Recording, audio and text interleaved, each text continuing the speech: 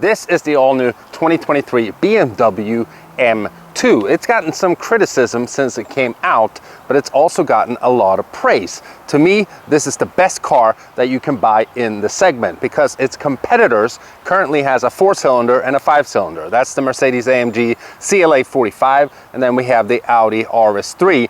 They're all-wheel drive as well, and they cannot be bought with a manual, which the new BMW M2 fixes. That's right, because under the hood, we don't have a 4-cylinder, we don't have a 5-cylinder, we have an inline 6 that's twin turbocharged.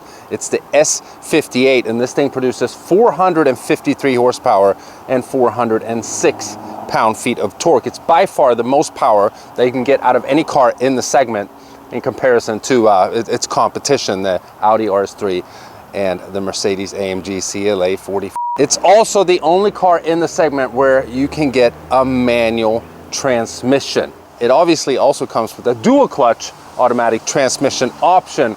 But the cool thing in today's day and age is that you can buy a brand new BMW in 2023 that has a manual transmission. You can't buy an Audi with a manual, you can't buy a Mercedes with a manual, but you can buy the new M2 with a manual.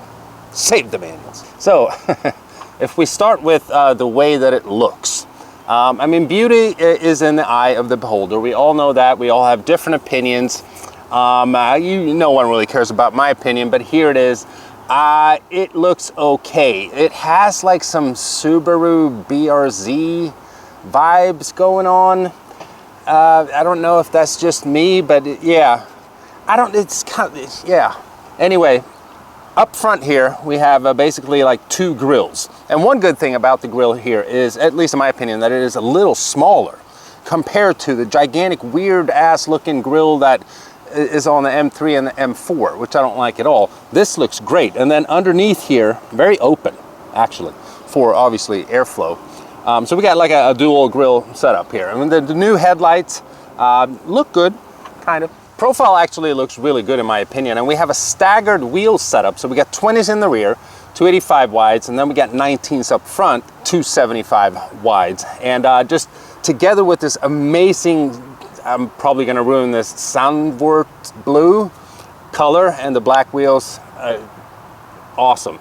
This car looks great in this color.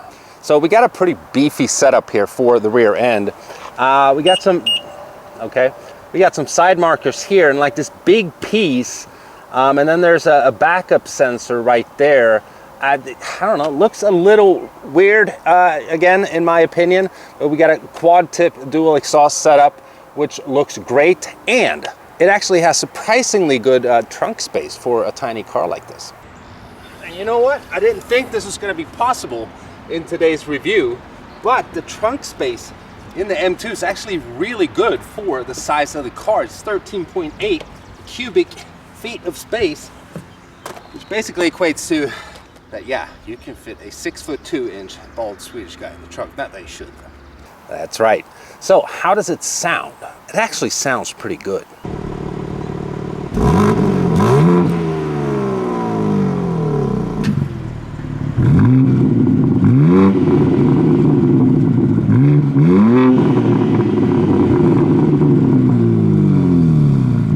So it does have valves, so you can open and close them, and then obviously increases the sound.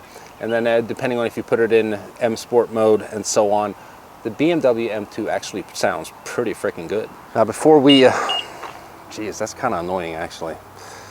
Yeah, as soon as you have the key in your pocket, it keeps unlocking and locking on its own. I'm sure you can turn that off, but yeah. Before we jump inside, very nice carbon roof.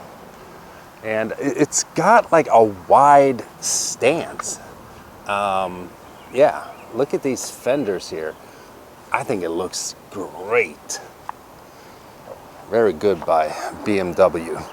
It has like some really nice, here we go again. It has like some really nice exterior features, and then just some that aren't as nice. The lines are a little too rounded, and like I said, you know, a BMW should not be able to be compared with a Subaru BRZ. Again, that's just my opinion. Maybe no one else thinks that way, but I do. Now BMW, they've always been good in regards to interiors for their M cars, and the new M2 is no disappointment.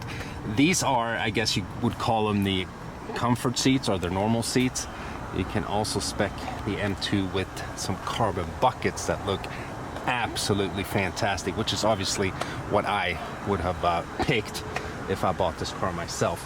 But check this out in the door panel here. We got like some M badge colors. I don't really know what they're trying to do here, but it looks pretty cool, I have to say. And we'll start it up here right away. It's pretty hot out today.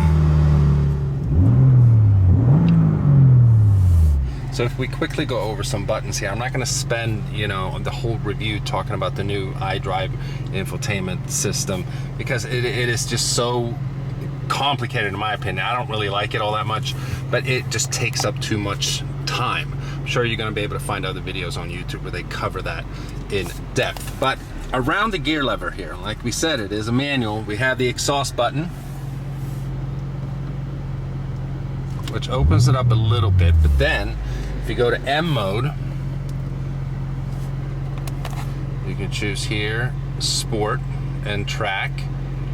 We'll keep it in track, or I mean in sport, and then that changes up the way the instrument cluster looks. So we have the gears in the middle, and then we have the tachometer in the middle as well. I recently did an M760i, which is an older generation 7 Series, the previous generation, which also has a digitalized instrument cluster, which I like better because it has a tachometer and a speedometer. I'm not really much for this new tachometer that they're using here, but to each its own. That's just my opinion. We got our M buttons here. There we go. We're gonna put it in M2. Oh yeah, and it sounds pretty good. We get some burbling going. It sounds nice. Now before we get out on the road here, once again we got to give thanks to my friends LW Automotive, who lent me this car here on a Sunday to make a video for you guys. This car is currently for sale and it has extremely low mileage, so it won't be as much driving in today's video, just to keep the mileage down. The mileage is around 600. I'm sure this car is going to be sold here any day. But if you're in the market for this M2 or any other car they have to offer in their inventory, I'll leave all their contact information and website in the description below. All right, so I'm actually a little nervous because I haven't driven a manual in forever, so don't laugh at me if I'm like not shifting good enough here as we get out on the road. But you know what, that just goes to show how uncommon manuals are nowadays. When I grew up in Sweden and was getting my driver's license and everything, you had to learn how to drive with a manual transmission. There wasn't any like, oh, I just want to drive an automatic. Nope. So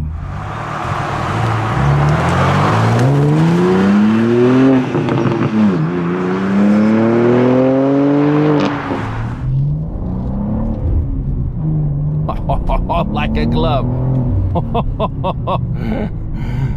453 horsepower and 406 pound-feet of torque. The really cool thing that I love about this transmission as well is that it has automatic rev matching, so it just makes it sound really cool when you're driving. It makes it sound like you pretty much know what you're doing when you're shifting gears.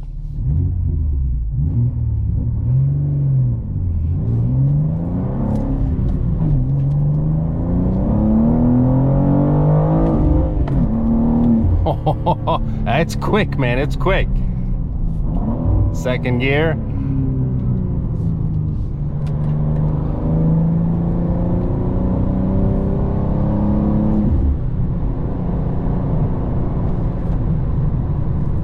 Now the M2 weighs around 3,800 pounds, and it feels lighter than that, to be honest. It feels like such a little Hooner car. It really does. And when we get up to this light here, I'm gonna quickly show you guys because it's a pretty cool feature. So we're gonna go to home right here. Oh yeah, it's a manual. Shit, I stalled. No, I didn't stall it. See, it's been a while. I forgot that I had a third pedal there for a minute or a second. See, now I forgot to show you guys what I was gonna show you.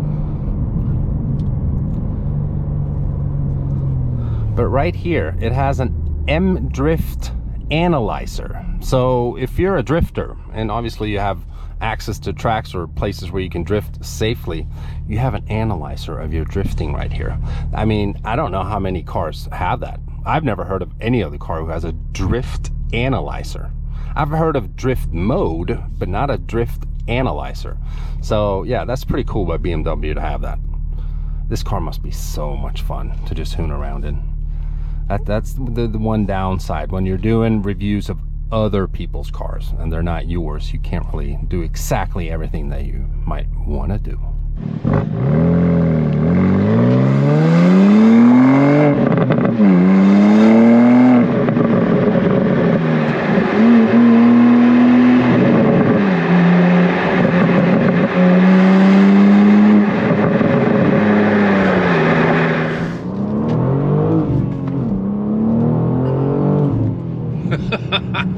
So 0 to 60 in the new M2 is 3.8 seconds if you have the dual clutch transmission. Now if you opt for the manual transmission, a human being can't shift as quick as a dual clutch.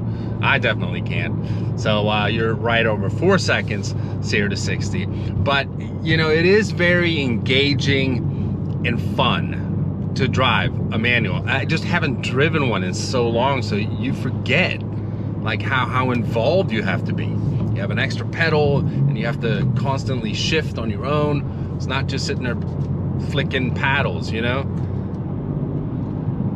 Yeah, manual is definitely the way to go if you're getting an M2. Although BMW's dual clutch is extremely good, but who knows how much longer you'll even be able to buy a car, any kind of car, with a manual transmission.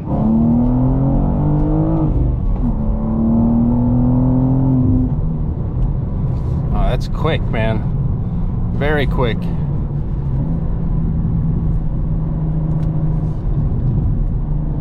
Oh, it sits well on the road too.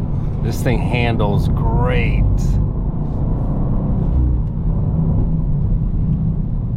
So I've driven the main three in the segment, which again is the M2, the RS3, and then the CLA 45. Now granted, I haven't driven a brand new CLA 45 or a brand new RS3. I drove a 2018 RS3. Now while that thing is a lot of fun to do launch control in because of the all-wheel drive and it's kind of, you know, violent and it's a fast car, this car is definitely the most engaging out of the three because rear-wheel drive, it has a 6-cylinder, and it comes in a manual. It's just a different experience, and big props to BMW for still making the M2 with a manual transmission, and they're not going down to a 4-cylinder.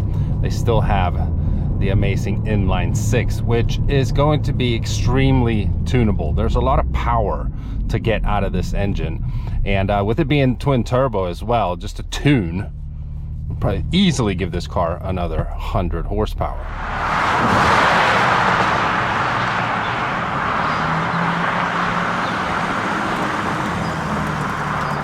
So that's going to do it for today's review. Let me know what you guys think of the new M2 in the comments below. Pros and cons, what do you like best, what do you don't like? And I'll see you guys in the next one. Bye-bye.